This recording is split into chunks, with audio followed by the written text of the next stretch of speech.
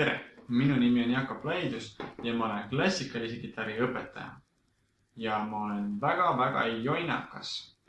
Aga miks see hea on, et ma jonnakas olen? Ja miks sina võiksid olla jonnakas?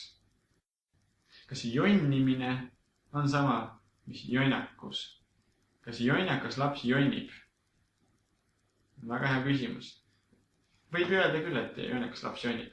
Aga jonnakus võiks olla pigem hea asi. Või siis vaatame siis lihtsalt head jonnakust. Kui mul on raske lugu või suured eesmärgid, siis ma võin mõelda, et oi, see on nii raske, ma ei saa iial hakkama sellega. Nii pikk lugu, mul on nii palju veel õppida. Ma ei tea, kas ma jõuan õigeks ajaks valmis sellega. Aga teine variant on see, et teen kuni tuleb.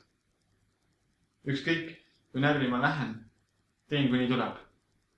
Mõnikord juhtub see, et mängid lugu, harjutad, mängid peas, sul on kõik peas, aga üks ja seesama koht läheb sassi.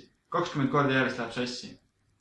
Siis ongi see, et suunan oma selle, võib-olla kas tekib viha, võib-olla ei teki viha, aga just selle tahte ma ei lase seda kohta läbi nii-öelda.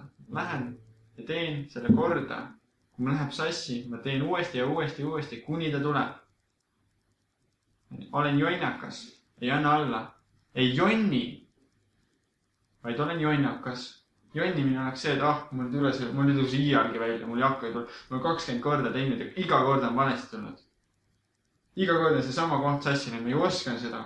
Võtsin ju uuesti rahulikult, tegin läbi ja hakkasin pärast otsast peale, ikka see sama koht läks. Teed, kuni tuleb. Ja siis saad hakkama. Ära jonni, ole jonnakas. Kasuta seda oma harjutamisel, õppimisel, muudes asjades ka elus. Teed, kuni tuleb, siis ongi valmis.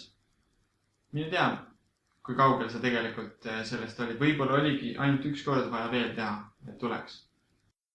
Ole jonnakas või jonni, sinu otsustada, aga mina valiksin jonnakuse.